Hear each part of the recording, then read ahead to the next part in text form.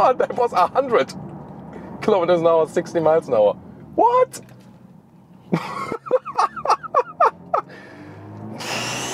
This is a driving review of the BMW i4 as the sporty M50. Here with Thomas and Autogefuehl, let's go. Mid-size segment, but the BMW i4 is not an electrified 3 Series, platform-wise yes, but it's more like an electrified BMW 4 Series Grand Coupe. Soon more to that. Here in the front we can already see a huge double kidney right there, but it's closed. Has this M badge right here because this is the sporty M50 version. There are also base versions available. Then in the blue accentuations here around the logo, signalizing the electric lineup, and the color here for today, a true Thomas blue. This is Portimao blue, but in the matte styling.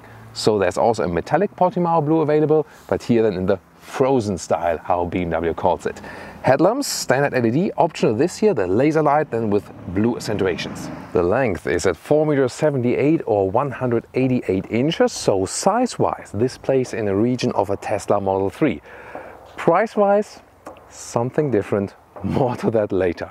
Wheels come from 17-inch to maximum 20-inch. Here the M50, the sporty model, comes with 18-inch standard and then also optional these huge 20-inch wheels. And when you go for these, you also have in the rear these extended mud guards because the tires are just so much wider.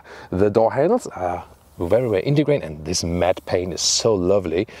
However, unlike in the iX, where it just looks like this, and you can open it here, they also fold up a little bit. It's also interesting. Then you also have some wind efficiency gains here from the side mirrors, and this is also with this shadow line that you have it in a black contrast. Overall, very cool and elegant styling, and indeed is more like a 4 Series Grand Coupe because it also has the fastback opening, soon more to that. And suspension-wise, this is really interesting. It automatically gets air suspension in the rear. But the dampers, nor front nor rear, are not adaptive. Optionally, you can get an adaptive suspension. It's called adaptive M suspension. That one is also standard in the M50, but then also with an even stiffer setup here. Looking really forward to drive this one. Why didn't they go for air suspension in the front as well?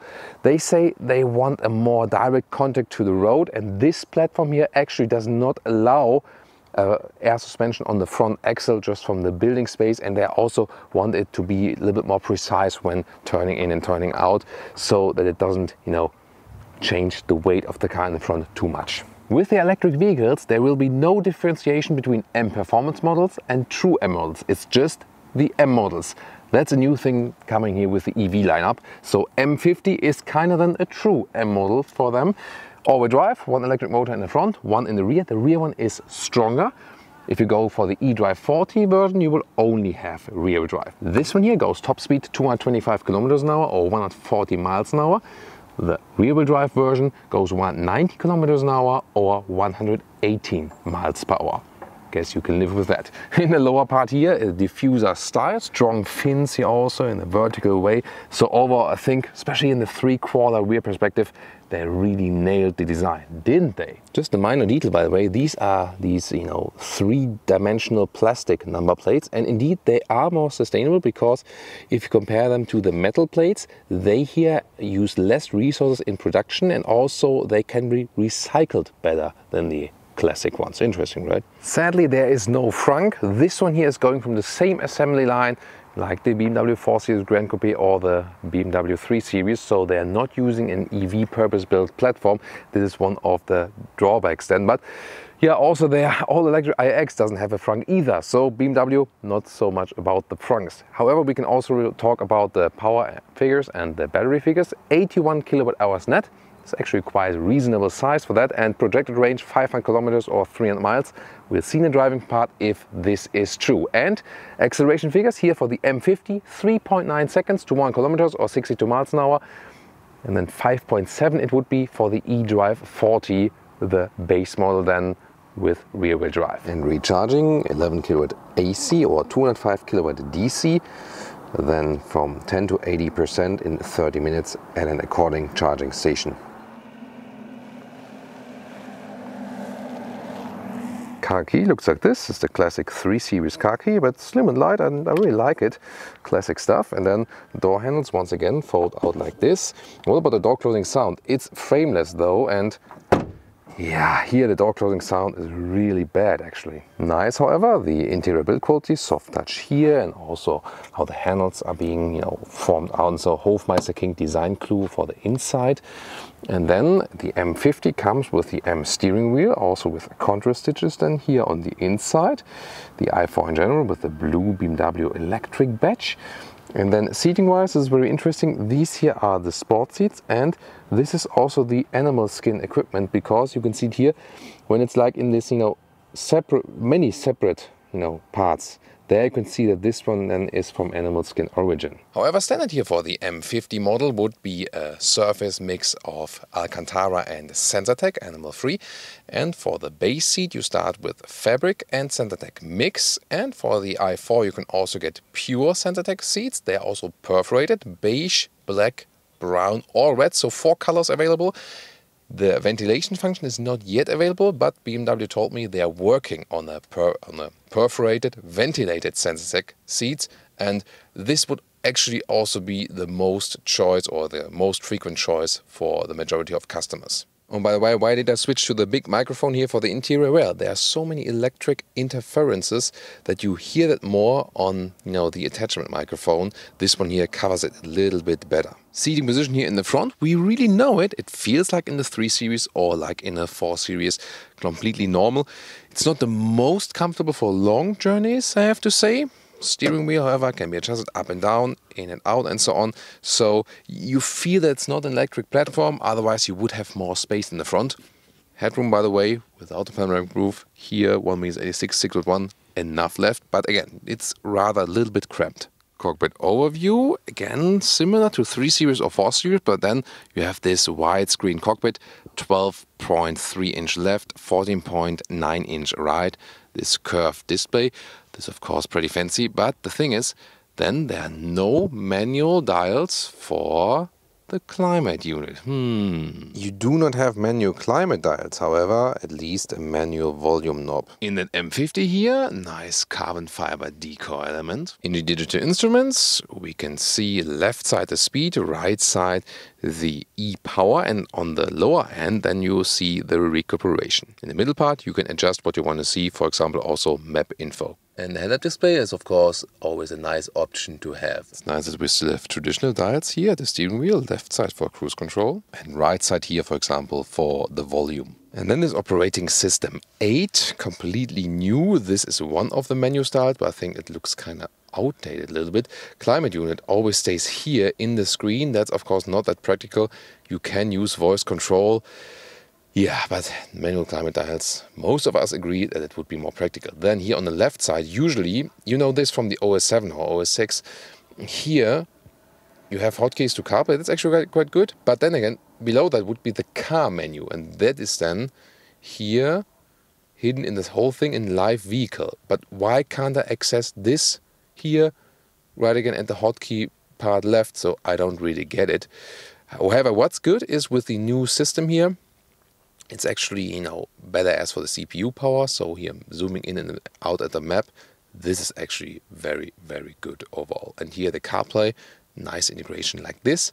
And we also have a decent sound from that Harman Kardon sound system. Woo! Yay! This one still has the typical BMW wings light in the top. Nice carbon fiber cover here for the middle part. And then typical inductive charging pad here for your phone. This one still gets really hot. In the newer vehicles they also will have a ventilation system for that. Then adaptive cup holders right there, and the shifting lever with a nice blue electric accentuation. And here you can also pick the driving modes, and the most power you will only have in the not only sport but sport boost mode. Classic control knob here, as we know from the 3 Series, and also here underneath the armrest with a USB-C charger and some more space. Well, and here's the biggest problem about this vehicle. Once again, due to the platform, yeah, I can hardly fit here in the back part. Headroom is quite okay, but legroom, yeah, it's kind of not existent for tall adults. And in the middle part, I mean, I can't even move here in the back part.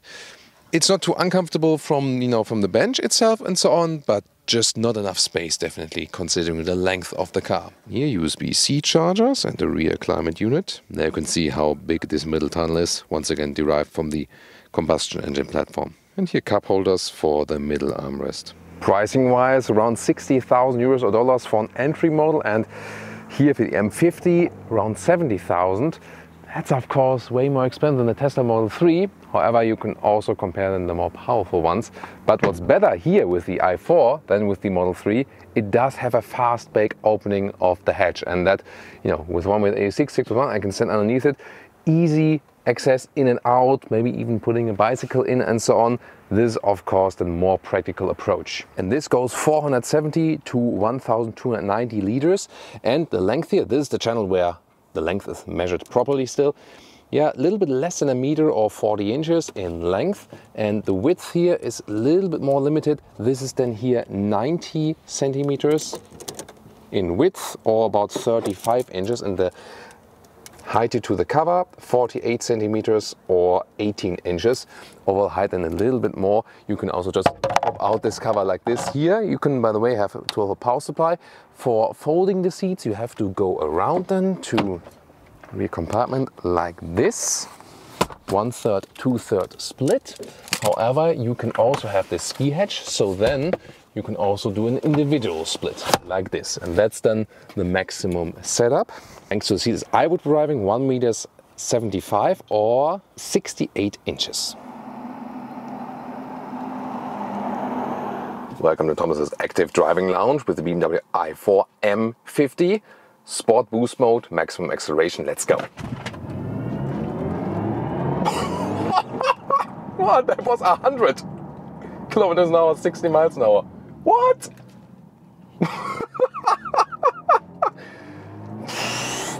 Holy moly. I mean, yeah, it was slide a little bit downhill, that part, but what the hell? You also heard this sound theme they have installed here, cooperation by Hans Zimmer. Whew. And if you compare it, yeah, I mean, to something we heard before, Porsche Taycan or something, Audi e-tron GT, it's not the, you know, strongest or harshest sound. It's still somewhat subtle, but definitely here in the sport boost mode, the strongest one. One more time where we can see the speed because of the different camera mount. Let's go.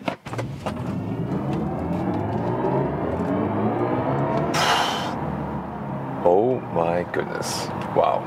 This is really something. But the steering feeling, especially while accelerating, is very unusual BMW.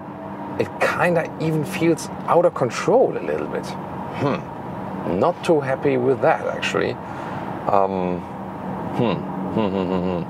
Yeah, kinda mixed, no, not mixed feelings, bad feelings about this indeed. Yeah, but you know, slalom wise, by the way, how the chassis reacts and so on, this is really superb, but once again, there also feeling in the steering, not to my liking indeed. All-wheel drive, one electric motor in the front, one in the rear. The rear one is more powerful, and the chassis itself and the steering and so on feels kind of like BMW 3 Series or the 4 Series Grand Coupe. What is different here is definitely that we have more weight. So when we're, for example, going downhill, the car pushes a little bit more to the corners, yet at the same time we have a lower center of gravity because the battery pack is so low and centralized in the vehicle, and that again helps the agile driving feeling. So considering that this one here is way heavier than the combustion engine models, you don't feel it actually, because it also kind of sucks you to the ground due to that low center of gravity, and that's really cool. As for the steering feeling, you know, it's actually quite okay. So I feel they also improved it if you compare it to the 3 Series and the 4 Series. There was also always this kind of issue that, you know, it didn't give too much feeling in the low degree angle. It is still the case that you have more feeling here, you know, when you're at these, you know, 90 degrees turn or something, and not so much in this, you know, -2 +5 degrees. But I feel they have improved that a little bit. Maybe a little bit more progressiveness like here and a little bit less here. That would be my wish. But people can also maybe argue, yeah, okay, in that way I can, you know, in a more relaxed manner drive just straight on an autobahn or something. But overall, it's still fun to drive this car around. So It delivers great driving agility. Oh, kids next to the road, and always, of course, really careful. Recuperation as soon as I lift the throttle, or also when I hit the brakes even more. There's this adaptive function, you can see it here in the instruments. So when the car sees there's a car in front of me, then there's harsher recuperation. And that's to me a very good, very good way not to use a B braking mode, like or one pedal driving feeling, because here in that way you kind of have both worlds. So when there's no one in front of you, the car is rolling. When there's someone in front of you, the car is automatically applying a strong recuperation. I think that's a very interesting approach, definitely, and because sometimes you feel like, yeah, rolling is a little bit more comfortable, and sometimes strong recuperation is better and also safer, for example, when there's someone in front of you. And this adaptive recuperation mode could be actually the solution then for the future. So there's also a better transition for people from ICE cars, that they don't have this one pedal driving feeling at once. So yeah, I think that is really something very interesting approach they found here for the regenerative braking. Oh, what's your take on that? And now that boost uphill. Wow, that sound experience definitely enhances the acceleration experience, definitely. And the thing that's really interesting, so when you have that boost, the steering gets super light, and that is a little bit, yeah, I'm not sure. Is it because the car really literally lifts from the ground or something? But that's definitely a little bit irritating. Yeah, to me, overall the steering is a little bit too light, and I think definitely, especially if you go from in a sports mode, it should actually be heavier. By the way, here at 70 kilometers an hour, noise insulation is really great, so it's a very silent atmosphere here. Especially when you, for example, go back to a comfort mode, and then you don't have this sound feedback and so on. So you can also use it as a cruiser and be like really, really calm. And the thing is really, since it's not on this EV platform, for usage of space, that's negative, definitely. If you, however, seek a good transition from a combustion engine vehicle to electric vehicle, this might be something, because, again, this car does not feel too different from a 3 Series or from a 4 Series, yet at the same time you have the electric boost, and you still have a great handling, really, because of the low center of gravity. So it's a lot of fun to drive this one. Overall, it feels really crisp. It rather feels a little bit like the I would say, M performance model, 3 Series or 4 Series, like the 340i models. This one would be, I think, the best in comparison. The true M models combustion engine are a little bit stiffer as for suspension and so on. This suspension here, the M adaptive suspension, is tuned on a little stiffer note than it would be if you go for that adaptive option with the normal suspension. But I think it still represents a quite nice compromise. By the way, even in the comfort mode here, you also have enough power. For example, here, overtaking maneuver of this tractor. Yeah, so that was also 50 to 100, easily done. But really, the feeling in the steering wheel is not adequate to the vehicle. That is, to me, the biggest criticism point. And suspension-wise, I'm not a fan of mixing suspension technologies. They have air suspension in the rear, but not at the front. Yeah, they said that due to this platform being used, usually you don't have air suspension there in the front. You cannot really do that, and they also want a more precise turning in and turning out and so on. And they would need to use the bigger platform to offer air suspension in the front. Yet at the same time they went for air suspension in the rear because of the heavy battery pack, and also when you then put some load in the trunk and so on. But to me, this is not really mixing that well. It might be something because I'm really finely tuned my body to feel these soft nuances, but I feel that the rear is a little bit softer, it's actually quite good, and that the front is a little bit stiffer, sportier. And I don't think that's it's a good mix. Either go for the smooth setup both front and rear, or go for a stiff setup front and rear. It's something talking about on a very, very high level with a fine nuanced tuning. But still, I don't think that's a good decision. So definitely great boost, great handling. Steering feel, they need to improve that, make it a little bit stiffer, make it more natural. Yeah, and suspension technology wise, I think it would have been better if they left out the air suspension in the rear and just put some good adaptive dampers on it, front and rear, and that would have been better definitely for the whole driving performance. We'll also head out to some faster driving to test more about the noise insulation and so on. But overall, I think we can already say from driving, this is here for a transition from combustion engine to the electric vehicles. And of course, still yet to come, all about the efficiency and the range of this one here. And on the motorway, that was 52 1 on 30. Wow, that goes so quick, it's really astonishing. Wow.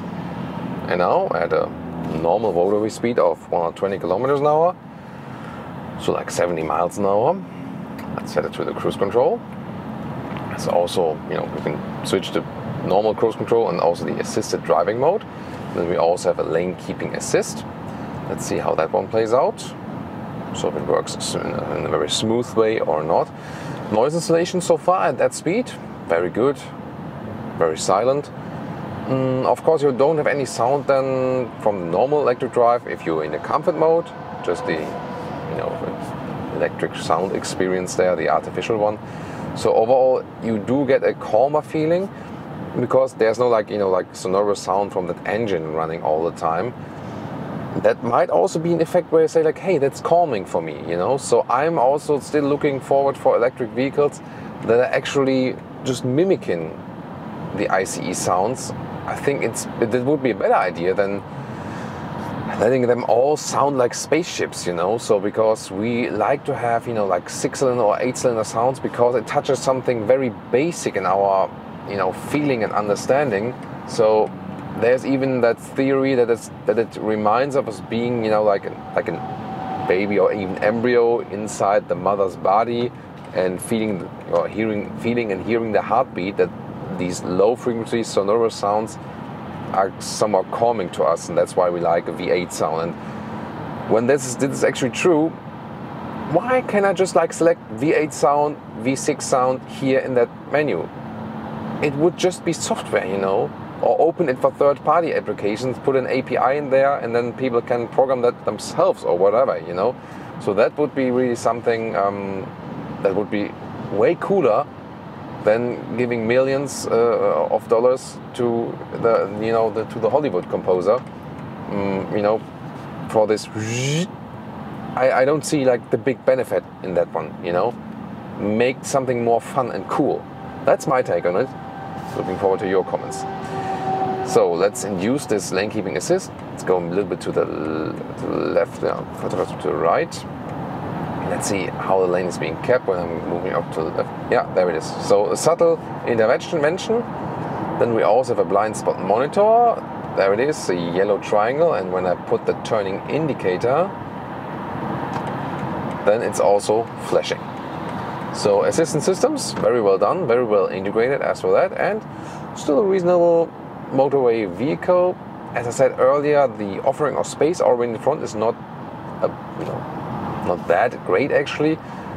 Everything feels in similar seating position wise and so on, just as you would be driving a normal 3 Series or a 4 Series in that respect actually. Looking at the widescreens here while driving, by the way, is pretty nice. However, what's a little bit irritating is climate control. I changed, like when I want to have it coming to my hands, just manually here, because in that climate menu you can either switch from balance to dynamic, and that's it. And I cannot really pick like where exactly the vents are coming from, and I'm so used to that. For example, like more power to the feet, or maybe I didn't find it or something, but then it takes too long to find it. So yeah, making things more complicated once again with these new software iterations. And now let's go once again to the Sport Boost mode, because 130 kilometers an hour to, let's see, whatever.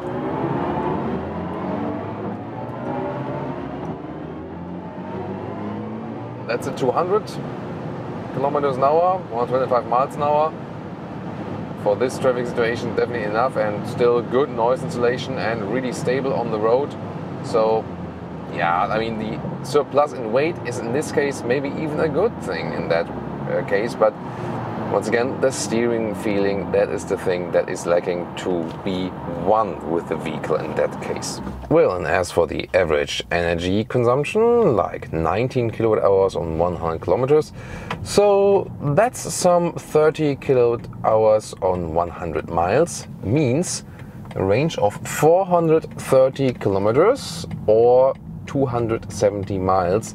That is not as much as promised, but still, you know, somewhat decent result considering it's not an all EV platform. Well, it was critical with some aspects, but nevertheless, the rigidity of the chassis and the driving dynamics and the overall fun and also calmness on the road with this vehicle is excellent, just as we know from the 3 Series or 4 Series Grand Coupe. So there's no denying the fact that they're still ahead in these hardware issues if you also compare Tesla, which then, you know, has some other advantages. You can check them out, Tesla Model 3 versus Polestar 2, our review. And of course also maybe, yeah, Porsche Taycan rear-wheel drive.